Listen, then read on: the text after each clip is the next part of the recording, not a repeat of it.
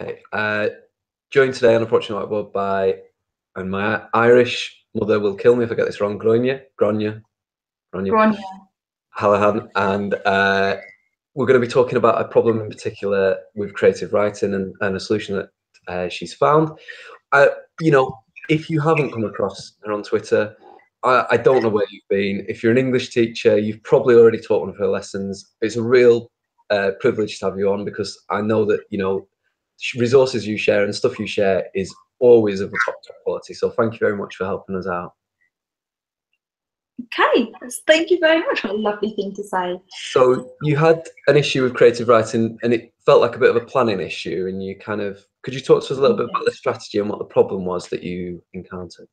So with the new spec and the demands now for students to spend 30-40 minutes writing their own stories, I was finding when I was reading these stories again and again and again, the same mistakes were happening. Students were beginning quite weakly, sometimes with lots of detailed description, and then forgetting to describe anything else from there on in, and having quite weak characters with shallow plots or no plot at all, and then just stopping. They write and write and write and realise they've run out of time, and the story just stops. There's no cliffhanger, there's no development, it's just time's run out, and so they cease to write.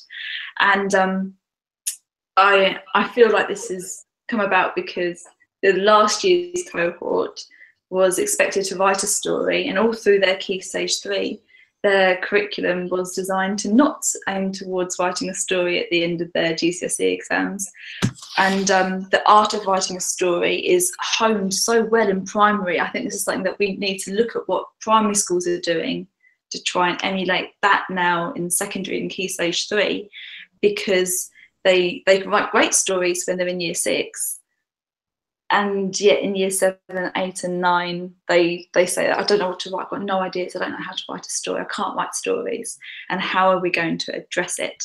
So that was my thought for this year. Like, the real focus was how we're going to get some decent creative writing. So I first of all thought about exposing them to lots of different good short stories and good pieces of short fiction. Some of them I have given them excerpts from and gone to things like anthologies of short stories, like a little bit of detective fiction. Nice. My favourite, like a little bit of a gaslight crime. It's not a proper detective story if there's not a bit of gaslight in it. And I love this book. I think my dad gave this to me when I did my A-levels, and as you can see, it's still got my old bookmarks in it. Those are always the best books for teaching, aren't they? The ones just packed full of notes from your own school days. I've got an Advice of Men that's just an absolute piece of gold. I still have all my old Shakespeare plays from when I was at secondary school, with my initials and hearts and my boyfriend's name forever all in there. I've kept those. And so exposing them to lots of good writers and talking about the craft of writers and the writer's skill and how they've created this character, and prevailing character types that we find interesting and endearing from the time that the writer wrote the book to today. And what my strategy is this year is to get them to all write a certain story that follows a particular formula, and I've called it Taxi Tales, because taxis are something that most students have experienced at some point, or if not, they have seen something where somebody gets in a taxi. It's a shared experience that most of us understand, and it's got this element of journey. And I thought, after the summer exam with the bus journey, train journeys, taxi journeys, car journeys, walking journeys, any sort of journey of a kind, you've already got a structure. You've got the beginning when they enter the vehicle, you've got the journey itself, and when they leave. So it's built in there already. The most successful ones that I read in the summer were the ones where someone actually exited the vehicle at the end, and they weren't just stuck on that bus forever driving around the streets of London. So, Taxi Tales. First paragraph will be establishing the character of the taxi driver. who is at the end of his shift, or his or her shift, and the student then describes what sort of shift they've had. Has it been very busy? Has it been a really slow night? Or whatever they've decided has happened to them. Describe a bit of the weather. So you've got lots of nice descriptions in there of light and weather and time and feelings. And then somebody comes into the taxi, they pick up a fare. At that point, this is when the sort of like different students will do this differently. But the more able are going to put somebody from the Greek myths into the taxi. And that would be obviously a modern incarnation of a Greek mythical person. So maybe like Zeus appears as a CEO in his business suit and smoking a cigar and with his briefcase, or perhaps Athena comes in and she's like a soldier who's just come off duty. And you know, like, they can do interesting things like what's Athena's thing? It's an owl, isn't it? That's her creature she's often depicted with. So perhaps she's got a jumper with owls on or something. They can do it in a creative way. So they can put their character in the taxi, and there's something a little bit strange about them. They're doing something a bit odd, and the taxi driver notices how they're behaving quite a strange way. For the other students, perhaps we'll put in a character from one of the plays or books that they've been studying. So maybe Mrs. Burling gets into the back of the taxi with all her pearls and her poshness and her snobbery. And this taxi driver notices that the fare's a little bit odd, and then the fare confesses something. They've confessed to a crime that they've committed, and this is where they can draw upon the stories of the Greek myths or from the plays or the stories that they've read, and that character confesses whatever it is that they've done, and they pay the fare and they get out. And the taxi driver is left stunned, notices now that their shift is over, and spots something ahead that in some way mirrors what they've just read. Sort of what they've just heard from their fare.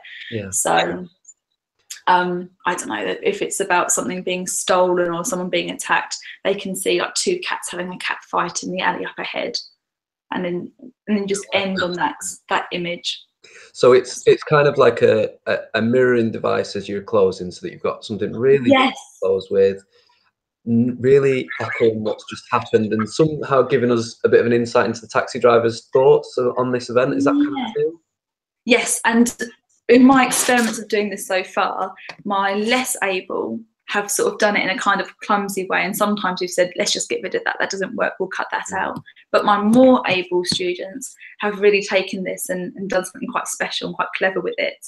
So I think one had about the person confessed to witnessing a fight and just walking away, and the thing that they see happening in front of them are two people colliding in the street, and something red being spilt, and obviously the red drink that is spilt is mirroring the blood that's just been seen. And it's just the way they wrote it was very, very clever, and it was nice, and you enjoy reading it. And I think sometimes the fear of not knowing what to write about stunts their creativity, and actually by giving them more restrictions it makes them more creative. Yeah, well, I mean, I've spoken with Nick Wells on creative writing, and I referenced it then, but I'll reference it again, is that Picasso famously said Franco was the best thing that ever happened to him, because it, you know, in that restricted society, this was your avenue. And so there is something about that, definitely, about all artists talk about that. And what I like about this idea in particular, something that I hadn't noticed until you were just describing how it would be implemented, is that it's two characters.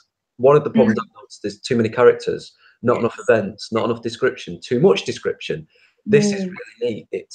And I don't think everyone who watches this has to go away and go, I'll just do Taxi Tales too. I think this is a really great idea, because we've all got a similar sort of thing that we could use. You know, I'm thinking of a few now as you're talking, but I like the idea of stock characters. That's great, because there are so many in literature, and we know them because we've done literature degrees, or we've done creative writing or language degrees. But we don't often spend time going, this is stock character type A, you might remember him from We never do that, but this is a really good avenue to stop and go, and Mrs. Burling, we've kind of seen a character like her previously, haven't we? and then elicit that from them. So I love that idea of a stock character. I think that's great. And the really fun thing is that they can be humorous with it. And I think like Chris Curtis has talked a lot about this in his 200-word stories, that kids can use humour quite well. And if they're given an opportunity to do it, it's just quite fun. I've had some interesting ones where one boy who didn't use anything Greek, he didn't use any of the plays. He's only little. It's one of my younger students, and he decided to have somebody in the back of the taxi who he suspected had just murdered somebody, who's covered in red, covered in red, and keeps looking at the back. But his confession is that he spilt soup all over himself in the restaurant and walked out without paying. And he laughs and gets out. But it is really funny, and I never expected him to write something funny. He's not done anything like that before. Oh, but that's nice. And now everything he's written ever since, he's tried to make funny, is getting better and better and better every time. And there you've got an example there where there's a clear rise in tension. There's a clear change in the emotional response from the reader, because we go along and we're, oh God, no, he's and then the relief of that moment. I think they love the punchline. They want to get to that end, because they know what the end's going to be before they start. So I think that's such a good idea, because it's so adaptable, you know, and it lends itself really well to teaching narrative arc, you know, what is a denouement. But actually, with your short stories that you're exposing to them at the start, then there's a particular structure to short story writing that's kind of separate from the narrative arc, but uses some form of it in shorter ways. So actually, I think it's a great way into looking at those. And it's going to be, for the years to come, that's going to be a really useful resource for yourself and for all of us, because you'll gather some amazing taxi stories that can be shared, and then perhaps Taxi Tales becomes and bus stories and this story, like that.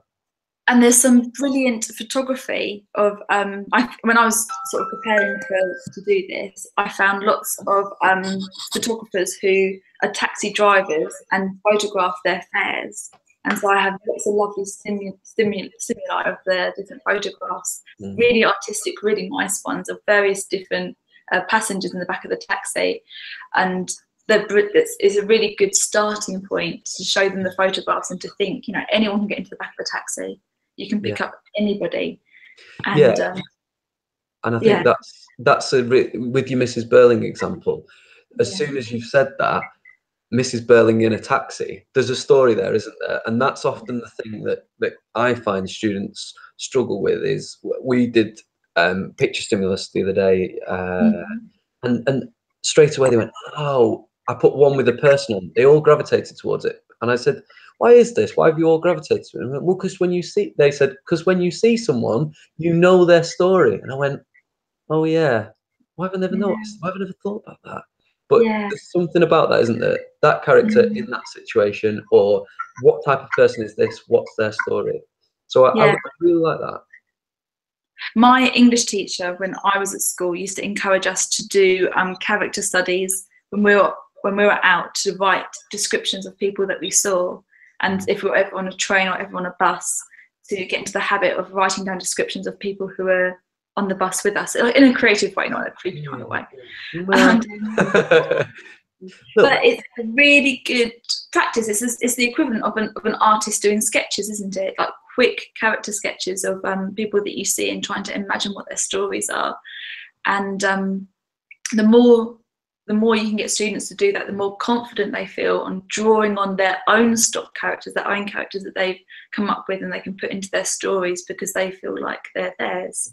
Absolutely. And when you introduce that idea of stock characters, I would imagine that students then start to go, oh, I know someone like that, or I've met somebody.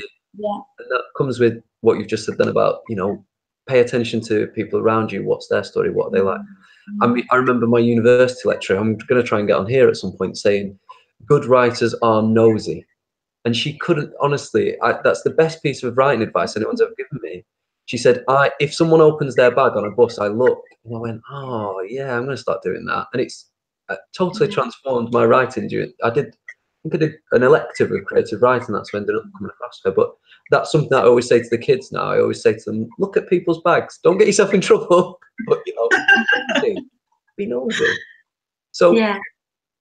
listen, that's such an implementable idea that I think is really adaptable. It's like everything that you share, basically. It's something that everyone can take and run with. And I just want to say thank you for that, because I think that's so neat, something we can all implement on Monday. And that's what I want this to be about. I want it to be a great, exciting thing that someone's doing and has done, and that they can share and we can all knit for Monday. Sounds good. Right, so thank you very much. And apologies for the name. If it makes you feel any better, my mammy will be fuming that I've mispronounced the name.